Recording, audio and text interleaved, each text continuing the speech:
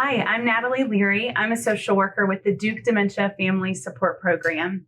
And I'm excited today to have the opportunity to speak with 3 caregivers who are going to share a little bit with you about their caregiving journey. To get us started today, why don't you each offer us just a brief introduction? Tell us a little bit about yourself. Debbie? Hi, my name is Debby, and I live in Chapel Hill, and my husband died in March of 2016 of Lewy body, and I'm still here. Yeah, okay, thank you. Steve? Hi, I'm Steve Hodges. I'm living in Durham. I was primary caregiver for my mom who had vascular dementia. Hi, my name is Cathy Jones. I live in Carver, and I had the privilege of caring for my mom for years that lived with Alzheimer's and died in February of 2020. Okay. Well, we know there is so much more to a person's story than just their medical history and their medical journey. So before we dive in a little more to your caregiving, I'm curious if you can tell me briefly just about your family member. Debbie? Tony was a great husband and father, and we were married for 57 years before he died. And he was an engineer, MIT man, and just really smart, and was just a great person until he got sick. Yeah. Okay, Steve. Mom was a pistol. She managed to raise 5 kids. And starting from not having a college degree when I was in high school, she managed to get her college degree, went on to earn a master's and then a doctoral. She did her dissertation on the educational system of Costa Rica. Oh, right. Wow. Cathy. I guess I would describe Mom as the life of the party. She was definitely a social butterfly. I have been amazed at the number of portraits that we have retained after she passed, just to see her life on display.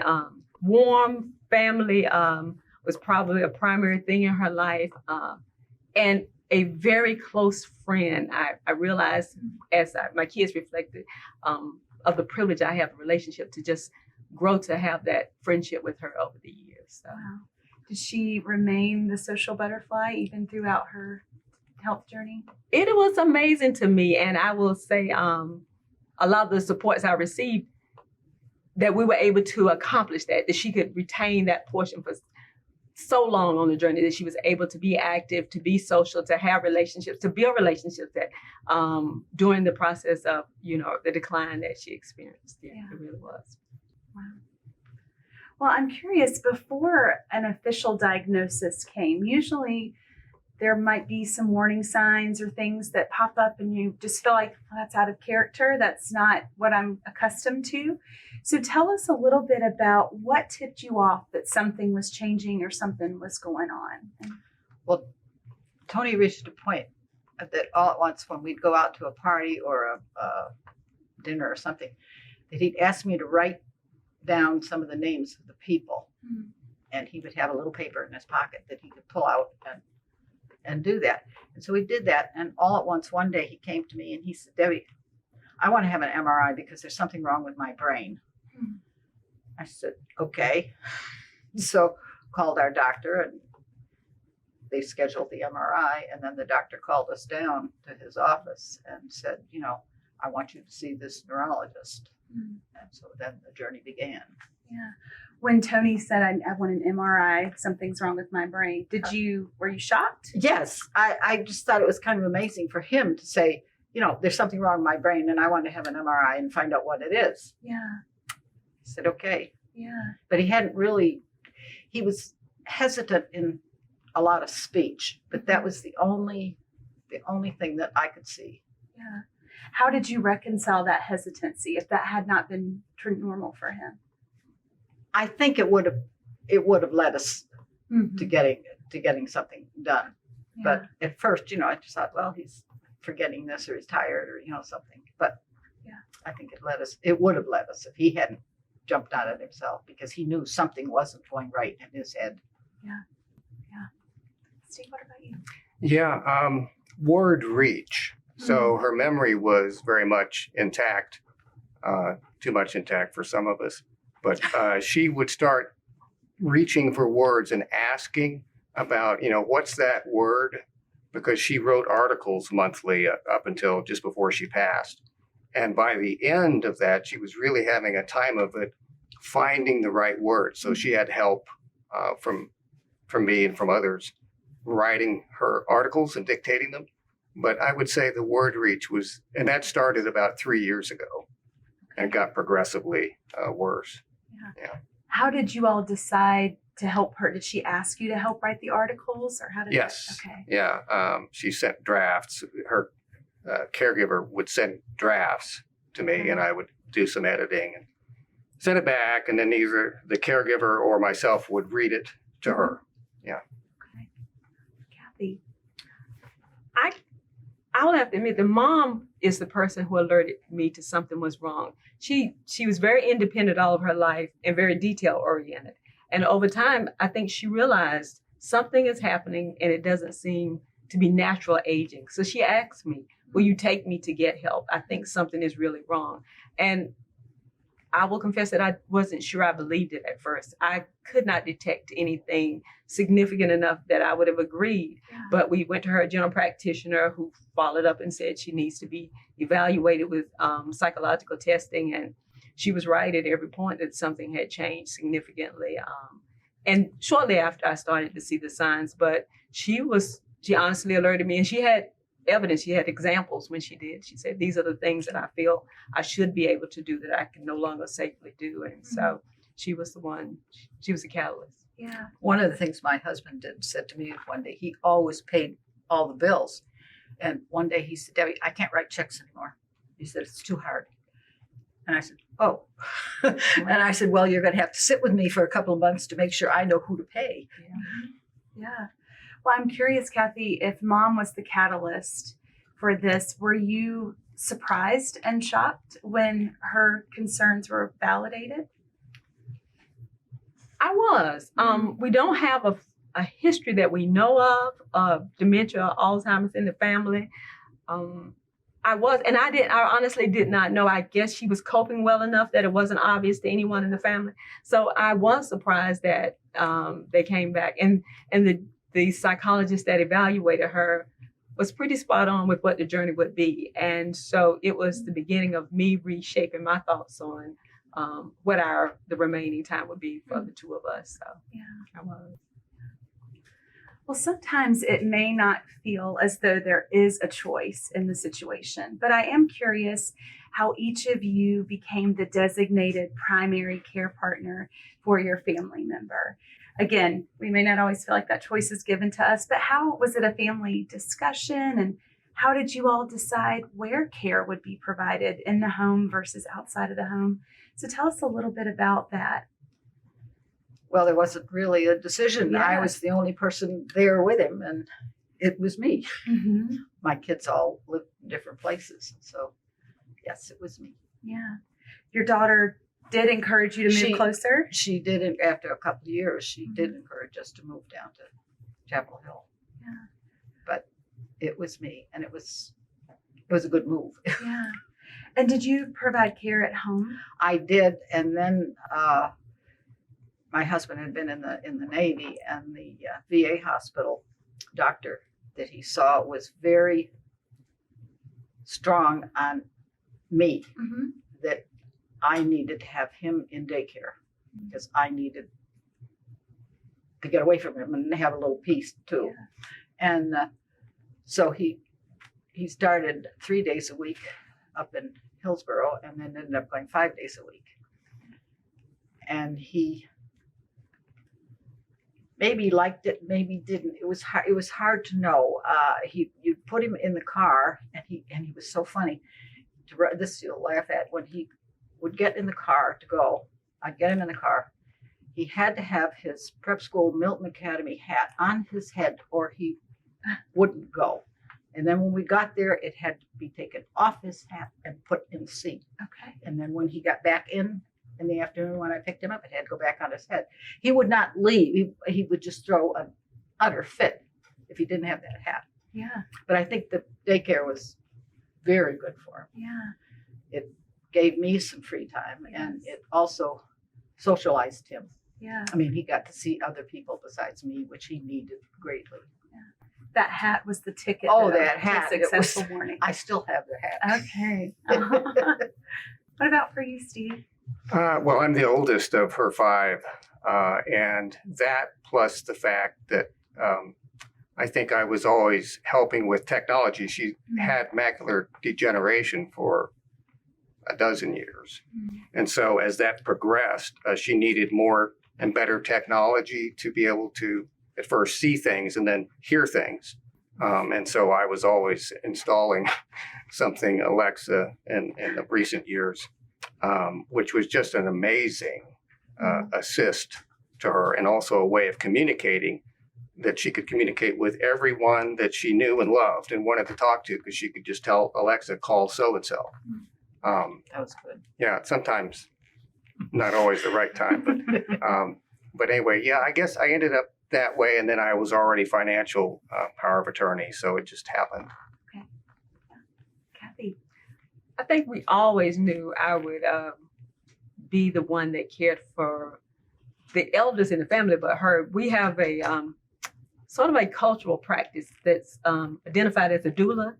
And so probably I would say I was groomed even as a teenager, but definitely as a young adult, and knew that that would be a role that I would take. So I lived away with my husband for years. And if mom had questions or concerns, my brother would be local, he would call to say, we're doing this, but I want to ensure that you're okay with it. So it was just a continuation of a role I have had all of my life. The how I did it, I would say, was well designed with a lot of help from family support. Like, I don't know that I would have known how to do it with the situation as it was, but to care for her, we had always thought she could easily retire and live in our home. We thought that it was just a known fact. So that part, where the journey took us, was a surprise, but that we would do it together was always known. Wow, that's great. Well, you talked a little bit, Debbie, about Adult Day. I'm curious how you all managed increased care needs as you journeyed through this and saw we might need some more hands at the table. How did you all navigate that? Well, I have my daughter and son-in-law in Chapel Hill, and there were a number of times that I'd call them frantically and say, I need help, because with Lewy body, my husband would get totally out of control at times, and plus he couldn't talk, he couldn't speak, and so this made him very angry, I think, and very distressed. I mean, he was just very, very distressed a great deal of the time, and I think that's what made him so angry. And so they would come over, and my son-in-law would most of the time able to get him calmed down. Once in a while, he'd take a swing at him. He'd duck out of the way, but he was pretty good at helping. And my daughter was very calm. She was a help. Great. So as time moved on, she needed more and more help with daily living activities. And so I engaged services, outside services for people to come in first in the morning and then the evening, 2 big times, and then all during the day, and then at the last 24/7. So I interviewed them going only a year ago. I think mom was still firing people that she didn't feel like she get along with, so I would deal with that. And they all had my cell phone number, the caregivers. They would text me, what do I do now, kind of thing.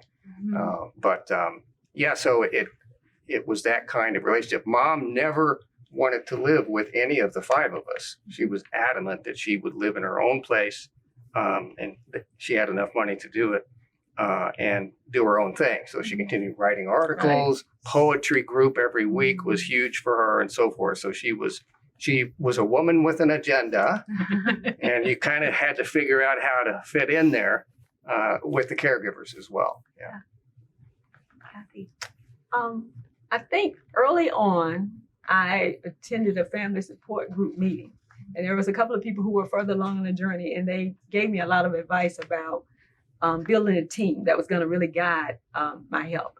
So what I eventually became was more of the manager and the daughter as much as I could, and I let go of a lot of the day-to-day stuff. So that's how we ended up with the house manager.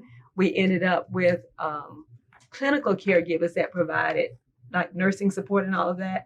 And I just had the privilege of overseeing and then doing a few of the things that just gave me time with her. But it really was about getting guidance from others that like it's going to be more than you can possibly do and you don't want to do it. And like Steve, Mom really up until the end sort of directed where and how things would be done. Yeah. So Yeah. Well, that's an interesting point. Often it's common, right, for those invitations for help to be rejected. So how did you sort of talk Mom into it, or what was your strategy to get help in, even if she wasn't necessarily on board with it? well, you remind me of her house manager who was most prominent in her life, and she had the most difficulty of all. I would negotiate small term goals with her of, what if we tried for 3 months and then we evaluate how things are going, and then you see, or what if you stay 50% with her and 50% you are out in Carver, and she was in agreement as long as she sent some control and some choice. And up until the very end, as long as she seemed comfortable, she was making choices. She seemed much more tolerable with the changes that were occurring. So Yeah. I really definitely had to approach it as a negotiation where I really sensed her agency up until the very end. Yeah. Steve, was that the same for you? Yeah, just like Cathy. So my mom had to be the person making the decision. So it was a question of teeing up, well, try this for a little bit. And then she fell in love with one caregiver in particular, just loved her. And so she lasted all the way through. But it was a negotiation every time. But the key was that she had to be the person making the decision. She wanted to do her own thing. She wanted control of her own destiny. Yeah, absolutely. Especially when there's awareness that I'm losing some independence here. It's nice to have some decision-making power. Yeah. How did you introduce adult day? The doctor did. Okay. And same way when they told him he couldn't drive, the doctor did. Okay. That it wasn't on Debbie's shoulders. It was, somebody else is telling you this. And he went along with it. And see, one of the biggest problems with him was the lack of ability to talk, to be able to tell me what he wanted. And so often I would take his hand and lead him around to see if I could figure out what it was. And oftentimes I'd have to say, Tony, we'll talk about this in a little while. Let's do this now. It's time to eat dinner, or just distract him with something else, because it was very frustrating for him and extremely frustrating for me. Yeah. And then he was in daycare on Friday, and over the weekend he had fallen down a lot of time, and I had to get the EMTs because I couldn't get him up. And on Monday they took him to Duke, and he went from there to Duke Hospice and was gone in 2 weeks. Wow. So he was at daycare right up until the end. Wow. Yeah, sometimes you remind me of it was a shock. Yeah. I wasn't expecting that, but yeah. it was probably a blessing for him. His life was not very good for him. We often talk about inviting a third party to be the bad guy, if it's the doctor, or Yes. how can we put this blame on somebody else, whether it's driving or anytime we're having to remove a privilege, if you will. Did you all, it sounds like you utilized that strategy. Oh, I did. And others? when she told him about that he couldn't drive, he said, well, I'm going to ride my bike.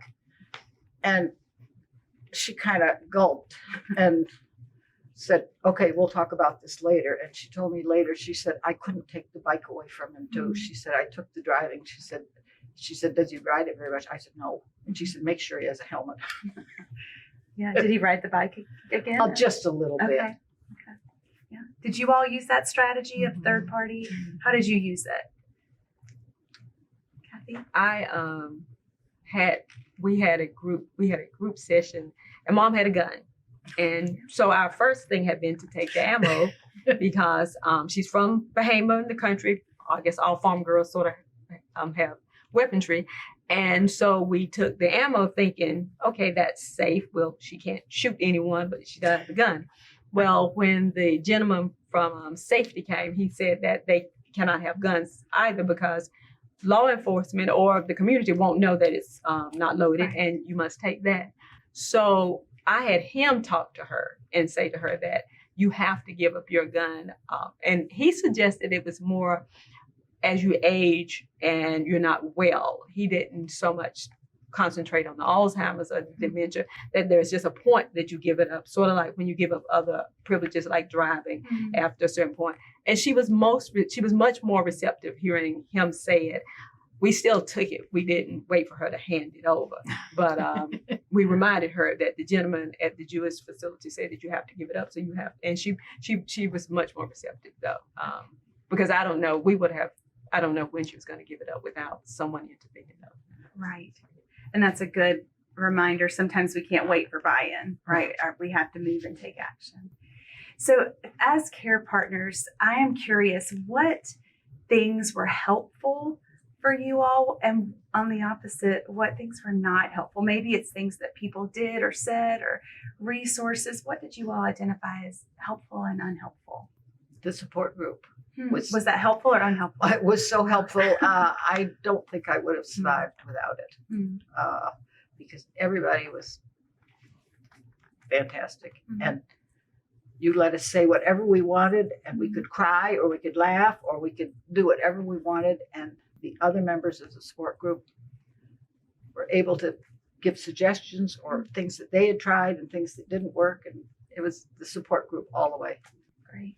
That's great, Debby. I would say two things. One is everything I could read and study and use. And I used Teepa Snow's gems, which are outstanding, to help the rest of the family understand that if they got a hold of mom or vice versa and she was not at the top of her game, what was going on.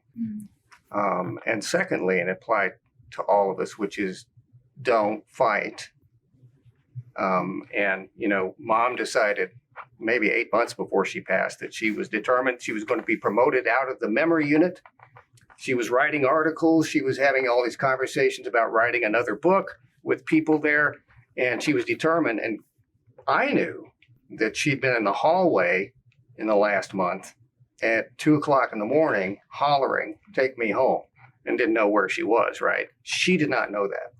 But did I confront her with that? No. No. And all of us agreed we won't. What we did was I got a hold of the person who runs the place, and I sat down with mom and them, and we had a conversation about how could we apply to move out of memory unit and back into. I knew the answer. Right? Yeah, right. But in the process of pursuing what she wanted, she was being listened to. And the outcome was then not me, it was a third party when the answer was a very gentle but firm, no, you're where you need to be. So That's great.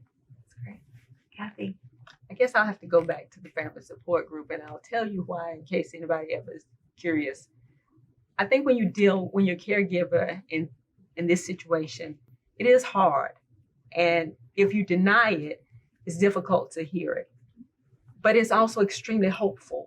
And in that setting, we were able to sense and hold both of those realities. So the person can live a rich life for the time that they can live that rich life. You're not diminishing them to the point that they can't, but you acknowledge the hard as well.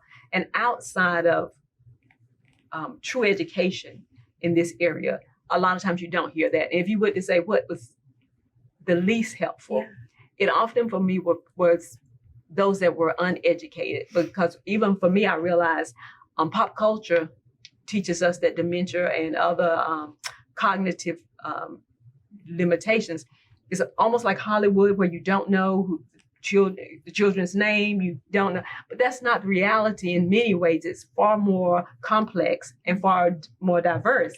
And so when there's support that's uneducated, it's just not very beneficial, even though you try to remember that it's well-meaning, it's well-intended. But within the group, the fact that you had that benefit of hard and hopeful, to me, was the most rewarding thing, that you could sit sort of with, like you said, with people who understood, but also really encouraged a rich life for Yes. the person for quite some time. Yes, absolutely. Yeah, thank you. Well, let's close today with if you all could offer a piece of advice or words of wisdom to folks who are currently caring for someone that they care about, what would your advice or feedback be for them?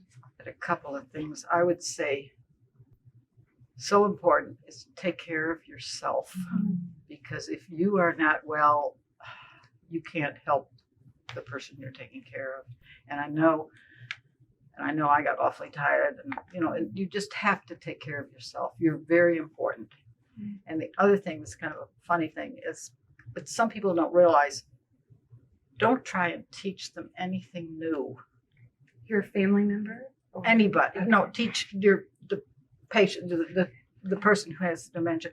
Don't try to teach them anything new, because they can't learn it. They may show you how to, you can show them how to do it, but half an hour they probably can't do it again.